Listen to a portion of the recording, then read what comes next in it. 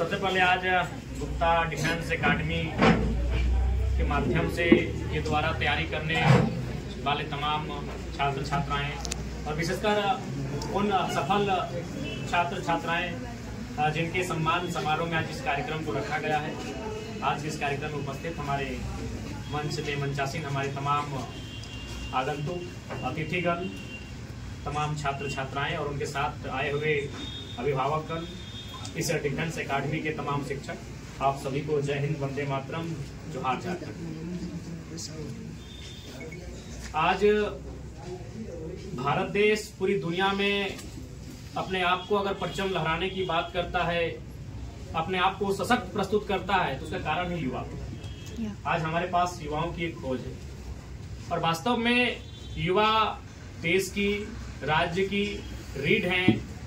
अगर आप युवा को देखेंगे तो युवा को समझने के लिए आपको विशेष शब्दकोश, परिभाषा, डिक्शनरी या किसी किताब को पढ़ने की आवश्यकता नहीं है। बस युवा का जो नाम है उसे आप पलट दीजिए। युवा होता है य में हर्षु, व में आकार, युवा।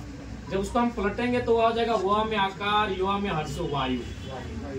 हम अगर भोजन नहीं करते हैं तो हम शायद लगता है कि 1 सप्ताह, 2 सप्ताह, 15 दिन, 20 दिन, जितना मेरा स्टेमिना हम जी सकते हैं। हम बिना खाना खाए 1 सप्ताह, 2 सप्ताह, कोई 1 महीना तक भी जिंदा रह सकता है। हम बिना पानी पिए 4 दिन, 5 दिन, 1 सप्ताह तक जिंदा रह सकते हैं। लेकिन बिना वायु के शायद 1 मिनट भी जिंदा नहीं रह सकते हैं। वही युवा होते हैं, युवा का वही स्थान होता है। तो अब सवाल है कि युवाओं को अपनी ताकत को समझने की आवश्यकता है। क्योंकि आज के दौर में ये धन्यवाद के पात्र हैं गुप्ता डिफेंस एकेडमी के तमाम साथीगण, जिन्होंने युवाओं को एक प्लेटफॉर्म दिया है। क्योंकि आज जिस प्रकार से हम प्राइवेसी में अपने आप को बहुत ज्यादा प्राइवेट कर दे रहे हैं, आज जिस प्रकार से दुनिया हाईटेक हो रही है, जिस प्रकार से दुनिया ऑनलाइन में सीमित हो जा रही है, तो ऐसे परिवेश में हमें आवश्यकता है ऐसे निपुण प्रशिक्षकों की जो हमें हमारी मंजिल की ओर, हमें रास्ते की ओर लेके चले। और जहां तक आज जितने भी हमारे चयनित बीएसएफ, सीआईएसएफ, आईटीबीपी के हमारे भाई बहन लोग हैं, आपको शुभकामनाएं आपके भविष्य के लिए। और बाकी जो लोग तैयारी कर रहे हैं उनसे हमारा आग्रह होगा कि एक अवसर है, आपके पास उम्र के आप उस पड़ाव में हैं जहां बहुत कुछ कर सकते हैं।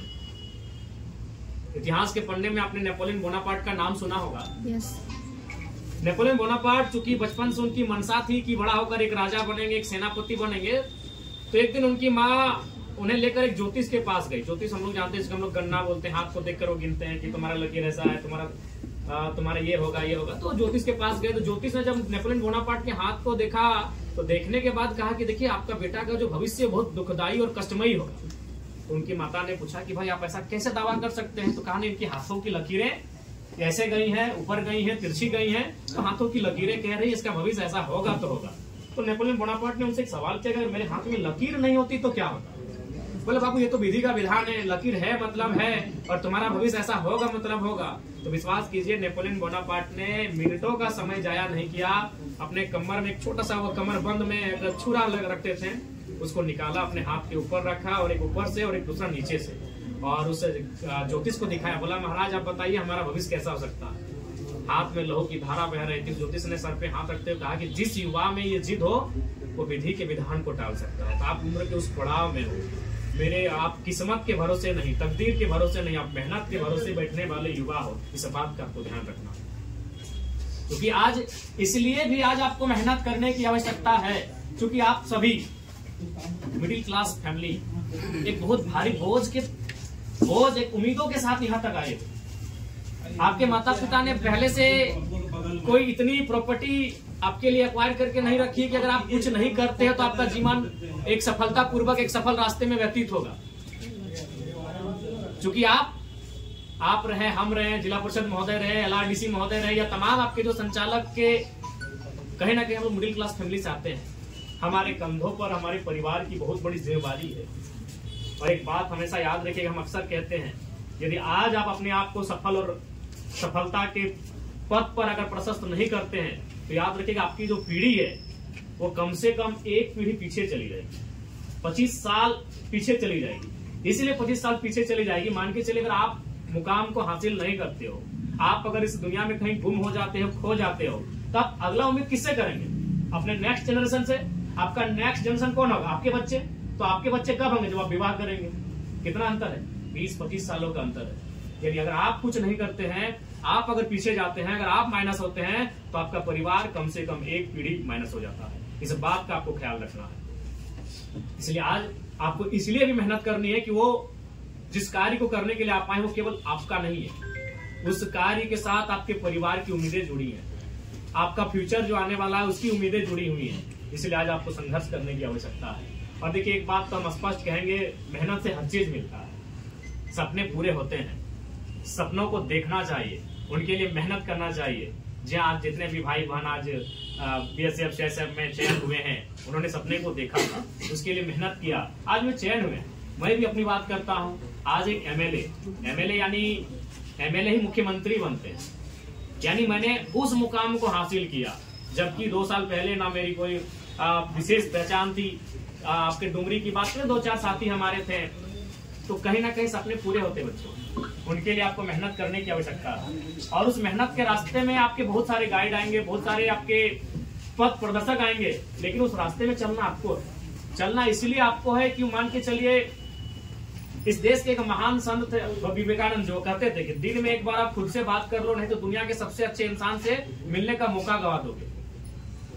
आपको आपके रास्ते पर कोई लेकर चलेगा तो आप लेके चलो। अगर आप कहते हो कि नहीं, आपकी माँ आपकी है, आपके पिताजी आपके हैं, तो आपको ध्यान रहना चाहिए कि जो आपकी माँ है वो किसी की पत्नी है, वो किसी की भाभी लगती है, वो किसी की पुत्र वधू लगती है। यानी आप पे संपूर्ण अधिकार आपकी माँ पर आपका नहीं है। अगर आप ये दावा करते हैं तो प्रैक्टिकली अगर सोचा जाए तो बिल्कुल उचित नहीं है। आपके लिए 24 घंटा कोई अवेलेबल है तो आपके सपने, आपके रास्ते बताने वाले बहुत सारे होंगे। चलना आपको खुद पड़ेगा, इस बात का आपको स्मरण रखना है। और चलना आपको इसलिए पड़ेगा क्योंकि आपके कंधों पर एक बहुत बड़ी उम्मीद है। अगर आप उस उम्मीद पर खरा नहीं उतरते हैं तो फिर आपको अगली पीढ़ी का इंतजार करना होगा, और अगली पीढ़ी जब आएगी, जब वो तैयार होगी, तब हमारा हालात क्या होगा हम कह नहीं सकते। इसलिए आज आपको मेहनत करने की आवश्यकता है। और देखिए, स्पष्ट है, मेहनत करेंगे तो जरूर आपको कोई ना कोई मुकाम हासिल होगा। आज सबसे पहले बात आती है, मान के चलिए जो आप तैयारी कर रहे हैं उसमें एक एग्जाम अभी होता है, दूसरा फिजिकल होता है। तो फिजिकल मोटा मोटी हम लोग गांव देहात से आते हैं, ऊपर से पारसनाथ तलहटी के आसपास से आते हैं, और अगर हमारा फिजिकल ठीक ठाक ना हो, जंगल पहाड़ में रहने वाले, तो कहीं ना कहीं हम अपनी परंपरा को भी धूमिल कर रहे हैं। तो फिजिकली हम लोग ठीक ठाक हैं। जहां तक पढ़ाई लिखाई की बात आती है, कंपटीशन की तैयारी की बात आती है, बहन ने आपको अच्छे से बताया कैसे तैयारी करनी है, और हमें भी पूरा विश्वास है अगर आप ईमानदारी से निष्ठापूर्वक अगर तैयारी करो तो बहुत आसान है। कुछ सवाल के उत्तर ही तो याद करने हैं। अभी अगर आप इन्हीं में से हम किसी से पूछें कि क्या आपने पुष्पाराज 2 देखा है, हमको आधा घंटा एक्सप्लेन कीजिए, आप कर पाएंगे कि नहीं कर पाएंगे? करेंगे कि नहीं? आधा घंटा हमको हो बता देंगे कि ऐसे फिल्म स्टार्ट हुआ, ऐसे उसकी एंट्री हुई, उसने इससे ये कहा, फिर ऐसे वो गाड़ी में बैठा। इसका मतलब क्या है कि हमारी मेमोरी शार्प है, बस चीजों को समझने की आवश्यकता है। हमारी मेमोरी बहुत तगड़ी है कि हमको एक 3 घंटे का फिल्म हमारी मेमोरी में सेटअप है, लेकिन आपको 3 लाइन का एक पैराग्राफ सेटअप नहीं कर पाए, एक जीएस का 3 को सवाल आप सेटअप नहीं कर पा रहे, रीजनिंग का एक 3 लाइन का आंसर जो है उससे हम सेटअप नहीं कर पा रहे। बस वही माइंडसेट को बदलना है। वो कहते हैं ना कि सोच बदलो सितारे बदलेंगे, नजर बदलो नजारे बदलेंगे, तो वही हालत है। बस उस सेटअप को बदलना है।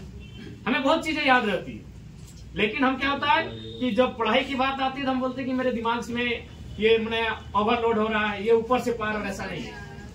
आप थोड़ा सा वहां पॉजिटिव रहें। उसके बाद चूंकि अभी मान के चलिए प्रैक्टिकल का टाइम है, तो थोड़ा सा उसे प्रैक्टिकली देखें, उसके बाद उसे प्रैक्टिस में लें, उसे प्रैक्टिस करें, कंटिन्यू प्रैक्टिस करें। और उम्मीद है डिफेंस में एक दौड़ की बहुत बड़ी भूमिका होती है, और हमें इस दौड़ से एक बहुत पुरानी कहावत याद आई जो हमारे गांव देहात में खासकर, चूंकि भले मेरा घर बल्कि भले डुमरी और तोपचाची अलग है प्रखंड, लेकिन हमें लगता है भौगोलिक सीमा समान है।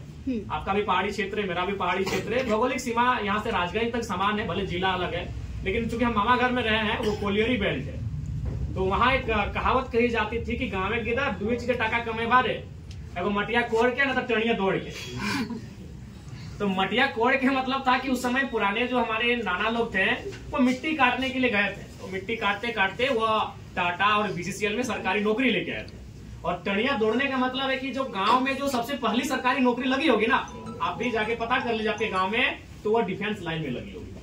सबसे पहली सरकारी नौकरी आपके गांव में हवलदार, चपरासी, पुलिस। उसके बाद समय बदला, हमारे लोग टीचर बने, वकील बने, बीडीओ बने, सीओ बने, हर चीज बने, लेकिन गांव में अमूमन जो पहली नौकरी लगती थी सरकारी, वो दौड़ के लगती थी। इसीलिए कहावत थी कि मटिया कोड़ के नहीं तो टणिया दौड़ के। तो हमें लगता है कि टणिया में दौड़ने के लिए आपको कहने की आवश्यकता नहीं है। आप अच्छे से खेल कूद से, ग्राउंड से नाता रखो, टणिया में दौड़ने वाला आपका जो रूटीन है वो फॉलो हो जाएगा। बाकी चूंकि अब कंपटीशन भी आया है, क्योंकि सालों पहले कंपटीशन नहीं हुआ करता था, विशेषकर जो डिफेंस का जो विभाग होता है, इसमें डिफेंस में आप फिजिकली आपका लॉन्ग जंप, हाई जंप, दौड़ हुआ करता था, उसके बाद सिलेक्शन हो जाता। लेकिन अब थोड़ा सा कंपटीशन भी आया है, चूंकि टाइम बदला है, तो वहां भी थोड़ा सा आपको निपुण होकर काम करने की आवश्यकता है। और ईमानदारी से कहें तो अभी हम जब आके बैठे थे और जब अनाउंसमेंट आपका हो रहा था CSF, BSF, तो रोम रोम लोग खड़ा हो जा रहा था। एक्चुअली में मैं अपनी बात बता रहा हूँ, हम भी जब छोटा थे, जब पढ़ाई कर रहे थे, तो मेरा भी पहला ड्रीम था डिफेंस में ही आने का। लेकिन होता है कि कभी कभी कुछ 99% मेहनत के साथ 1% कभी कभी लक मायने होता है। हम भी CSF के दौड़ में गए थे, वही हम अभी खड़ा था तो उसका हाइट मैच कर रहे थे। हम बोले ना उसको हम इतना थोड़ा हाइट के लिए मैंने छट नहीं कर दिया। आपका दौड़ था मेरा बोकारो में दौड़ था, और मेरी भी हाइट 169 के आसपास है, ठीक ठाक हाइट है। लेकिन भीड़ जब हो जाती है ज्यादा, तो कभी कभी 1-2 स्केल को थोड़ा सा मेंटेन कर दिया जाता है। तो CSF का दौड़ था 2015 का मामला था, तो उसमें height, due to height reason के कारण मेरा सिलेक्शन वहां नहीं हो पाया, दौड़ने नहीं दिया गया।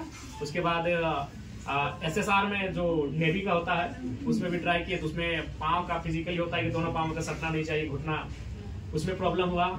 और इंडियन आर्मी में हम भी गए, तो हम बचपन में क्रिकेट का फैन थे, कुछ चीजें जानते नहीं थे, तो हाथ में हम लिखे थे the religion of cricket, Sachin is God. हमको नाटने लगे, तो प्रेशर मेरा शुरू से है, आप भी देख रहे हैं, मेरा एग्रेशन नेचर शुरू से रहा। तब आर्मी के जो पदाधिकारी थे उनसे उलझ गए कि नहीं करना है हमको, सर हमको दौड़ नहीं करना है, इतना बोलिए आपका नहीं सुनेंगे, तो ये उठाए और चले दिए। लेकिन ओवरऑल जब भी हम मिडिल क्लास फैमिली से जब आते हैं, तो पहला ड्रीम हमारा डिफेंस लाइन ही होता है, क्योंकि हमें लगता है कि ये हमारे बजट का है, ये हमारे बजट का है, इसको हम लोग फुलफिल कर लेंगे, और इसके लिए हमारे गार्जियन भी अच्छा कोऑपरेट करेंगे। हालांकि ऐसा नहीं, अब माहौल बदला है, अब हम टीचिंग लाइन को भी देख सकते हैं, बाकी चीजों भी देखते हैं, लेकिन डिफेंस चूंकि उसमें का अब सवाल होता है कि डिफेंस में हम लोग क्यों उतना कंसंट्रेट करते हैं। तो आपको मालूम है कि एक लाइन, बड़ी सुंदर लाइन है कि literature is the mirror of society, यानी साहित्य जो होता है वो समाज का दर्पण होता है। तो साहित्य का मतलब क्या है, किताबें भी साहित्य है, और जो आप रील्स जो 30 सेकंड का देख रहे हैं, ये भी साहित्य का ही पार्ट है। तो अभी रील्स है, हम लोग उसमें फिल्म देखते थे, और फिल्म कौन सा होता था, इंडियन, माँ तुझे सलाम। तो वो फिल्म क्या होता था कि हमारे माइंड में घर बना लेता था। उस फिल्म में क्या प्रेजेंट होता था कि सनी देओल का वर्दी में आते हैं, बॉर्डर हम देखते थे, तिरंगा जब राजकुमार का था, हमको लगता है कि आप कभी भी आप इग्नोर नहीं कर सकते उस मूवी को। तो इस चीज को मानना होगा, वो जो फिल्म क्या है वो साहित्य का पार्ट है, और उस साहित्य को कंटिन्यू हमारे सामने दिखाया गया, दर्शाया गया, तो उसे हम लोग अपने माइंडसेट में ले लिए, और हमें ये लगने लगा कि हम भी जब जॉब के लिए जाएंगे तो आर्मी को प्रीफर करेंगे, BSF को प्रीफर करेंगे, यानी वर्दी वाला, क्योंकि साहित्य समाज का दर्पण होता है, और समाज में हमें बार बार जो फिल्मों के माध्यम से इन चीजों को दर्शाया गया। फिर सिंघम आया, तो उन मूवियों का असर हम पे पड़ता है। इसलिए डिफेंस लाइन थोड़ा सा, जब हम लोग कॉलेज से बाहर आते हैं तो डिफेंस लाइन को रुक करते हैं। तो खैर डिफेंस के अलावा भी हमें लगता है कि यहाँ और भी काफी तैयारियां हो रही हैं। आप निस्संदेह आप उन तैयारियों में मग्न होकर रहें, और अपना एक लक्ष्य को निर्धारण करें, और लक्ष्य की प्राप्ति के लिए आपको आगे बढ़ने की आवश्यकता है, और नितांत आप आगे बढ़ते रहें, क्योंकि ये एक बेहतर समय है जहां आपको ऐसे प्रशिक्षक मिल रहे हैं, आपको गाइड करने वाले आपके तमाम लोग मिल रहे हैं। तो हमें लगता है कि आपको बस थोड़ा सा ईमानदारी पूर्वक मेहनत करने की आवश्यकता है। तो ज्यादा विशेष नहीं, क्योंकि हमें भी काफी दूर चलना है, अभी जाना है। बाकी आप सबों से तो मुलाकात होती रहेगी, आपका विधानसभा है, आपकी विधानसभा से हम निर्वाचित हुए हैं, तो निसंदेह आपसे हमारी भेंट मुलाकात होगी। और मैं इतना ही कहूंगा कि प्यारे बच्चों, बिल्कुल सपने पूरे होते हैं, आप अपने सपनों को जिंदा रखिएगा, और सपने जिंदा तभी रहेंगे जब आपके हौसले जिंदा हो। अगर आपके हौसले जिंदा हो तो आपके सपने जिंदा हो। देखिए, मैं बार बार अपने परिवार की स्टोरी को बताता हूँ कि मैं जहाँ से आया हूँ, लोग सोचेंगे, मैंने इमेजिन अगर सोचेंगे भी तो उनकी रूह कांप जाएगी कि मैं वहां से आकर MLA बना। मेरे पिताजी और मेरे दादाजी का देहांत एक ही ईयर में हुआ था। आज से लगभग, आज मान के चलिए 28-29 साल पहले मेरे पिताजी और दादाजी दोनों एक ही साल में 3 महीने के अंतराल में दोनों डेथ किए थे। और मान के चलिए लगभग 20 साल तक मेरा जो परिवार था उस परिवार में कोई पुरुष गार्जियन नहीं था। अनुमान जब हम गार्जियन की बात करते हैं कि परिवार को चलाने में एक मुखिया नहीं, पंचायत का मुखिया नहीं, घर में एक मुखिया होता है। और जब हम मुखिया का बात करते हैं तो हमारे जहन में एक ही चीज आता है कि कोई मर्द हो। जब मुखिया का बात आता है तो हम उसे, और चूंकि पितृ प्रधान देश है, कि भाई कोई पुरुष होगा उस घर का मुखिया। लेकिन मेरे घर ने, मेरे परिवार ने 20 साल का, 1-2 नहीं, पूरे 20 साल का टाइम देखा है जहाँ कोई पुरुष नहीं, एक महिला मुखिया का रूप में थी। और अभी कौन महिला जिसके पति और ससुर का देहांत एक ही ईयर में हुआ है। 28 साल की उम्र में वो महिला विधवा हो चुकी है और एक बच्चा उसकी कोख में था, उसने जन्म भी नहीं लिया था। उस महिला ने पूरे 20 साल मेरे परिवार का नेतृत्व किया। तो जब वो महिला जिसका उसके सामने पूरी दुनिया उजड़ रही थी, उसने मुझे पढ़ा लिखा कर एक एमएलए के रूप में लाके खड़ा किए हैं, तो हमें लगता है कि आपका परिवार, आपके माता पिता हमसे तो बेहतर होंगे। इसलिए आपका थोड़ा सा ध्येय आपको अपने टिका कर रखने की आवश्यकता है। मैंने इसलिए कहा कि मेरे परिवार में कोई पुरुष मुखिया नहीं था, कि मेरे चाचा हैं। ऐसा नहीं कि आप फिर बाद में बोलेंगे सर आपने छुपाया, आपके चाचा हैं, लेकिन मेरे चाचा जन्मांध है। जन्मांध का मतलब समझते हैं? जन्म से जिनकी आंखें ना हो उन्हें हम जन्मांध कहते हैं। सूरदास नहीं, सूरदास होता है कि जो बीच में भी अंधा हो सकता है, हम सूरदास कहते हैं। जन्मांध का मतलब जो जन्म से अंधा, तो इसलिए उन्हें हम मुखिया नहीं कहेंगे। मेरे चाचा जी इसलिए शादी भी नहीं किया गया कि भाई अब जन्मांध ये करेंगे क्या। तो समझ सकते हैं कि मैं उस परिवार से आता हूँ जिस परिवार ने एक ही साल में दोनों पुरुष जो गार्जियन थे उस परिवार को उनको खो दिया। अगर चाचा मेरे थे भी तो दोनों आंखें उनकी नहीं थी। मैं उस परिवार से आता हूँ। और एक ट्रेजेडी है जिसको आप सोचेंगे तो लगेगा शायद आप किसी 1970 की किसी दिलीप कुमार की मूवी का उठा के वर्णन कर रहे हैं। ये मूवी नहीं है, मेरी रियल स्टोरी है। मैं उस परिवार से आया हूँ, मैं उस बैकग्राउंड से आज एमएलए के रूप तक आया हूँ, मैं एमएलए के पोस्ट तक आया हूँ। तो हम इस अपनी कहानी के माध्यम से आपको यही संदेश देंगे कि अभी फिलहाल वर्तमान में आपकी स्थिति हमसे तो ठीक ठाक होगी। तो जब हमसे स्थिति आपकी ठीक ठाक है तो हमसे ऊपर जाएं। हमारी आपको यही शुभकामना हो।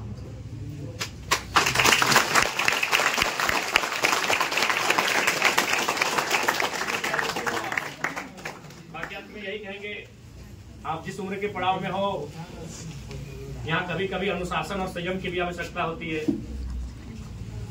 और अनुशासन और संयम के साथ अपने लक्ष्य को परिभाषित करते हुए नितांत तो उसकी ओर बढ़ें, धीरे धीरे बढ़ें। हमारी यही आपको शुभकामनाएं होंगी।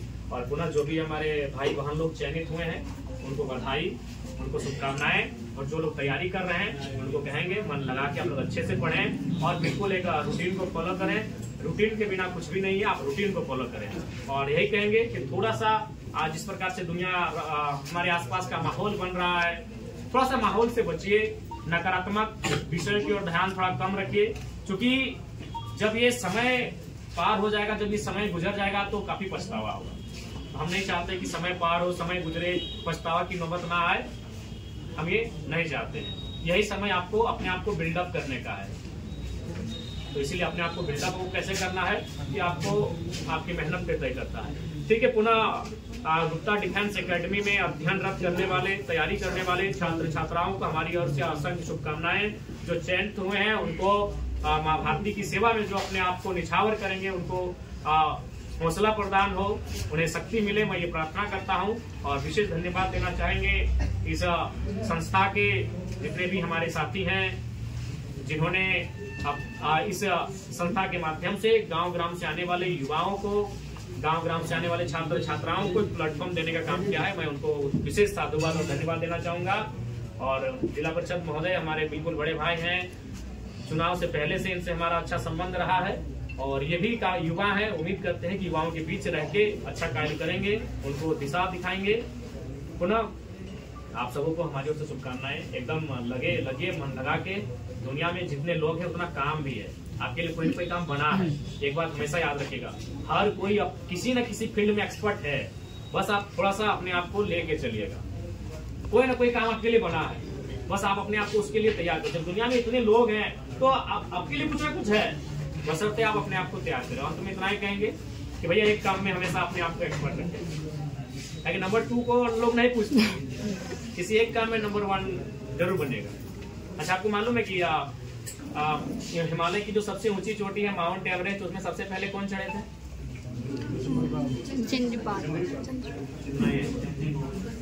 Edmund Hillary Tenzing. पूरा 20। हाँ, दूसरे नंबर पे शायद अगर जोर लगाएंगे तो याद आ जाएगा। तीसरे नंबर पे ना आपको मालूम है, मुझे भी नहीं मालूम है, इसमें शर्म की बात नहीं है। नंबर 2 कोई याद नहीं रखता है। अच्छा, स्पेस में सबसे पहले कौन गए थे? अंतरिक्ष।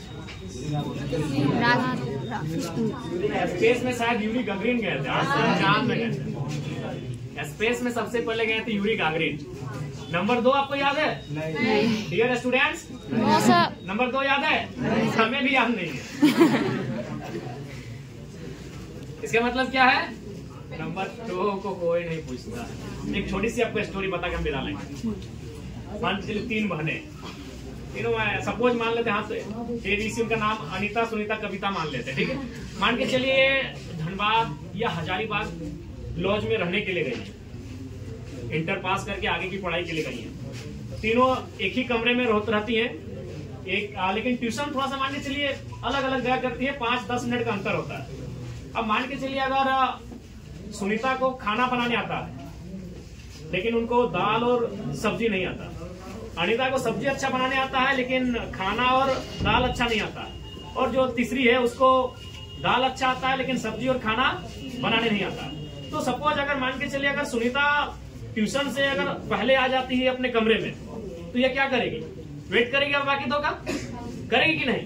लेकिन अगर यही तीनों क्वालिटी इसी को आता तो किसी का वेट करती? नहीं करती ना। तो हम जो आज इतना मेहनत कर रहे हैं इसीलिए कर रहे हैं ना, कोई हमारा वेट करे। और जब लोग आपका वेट करेंगे तभी आपका समाज में वेट बढ़ता। एक वेट यानी WAIT वेट, वेट माने इंतजार, और एक वेट यानी WEIT वेट माने वजन। तो लोग आपका इंतजार करेंगे तभी आपका वेट बढ़ेगा। और ये तभी होगा जब आप में एक क्वालिटी होनी चाहिए। अगर तीनों क्वालिटी उसकी होती, वो आराम से ट्यूशन से आती, खाना भी बनाती, दाल भी बनाती, चटनी भी बनाती और खा के सो जाती, किसी का वेट नहीं करती। अब वेट नहीं मतलब वेट नहीं है, इंतजार नहीं हुआ यानी वजन नहीं आता। तो भैया अगर आपका इंतजार करवाना है तो एक क्वालिटी आपको आनी चाहिए, अगला को नहीं आना। ठीक है प्यारे बच्चों, हमारी ओर से आपको शुभकामनाएं और डिफेंस अकेडमी।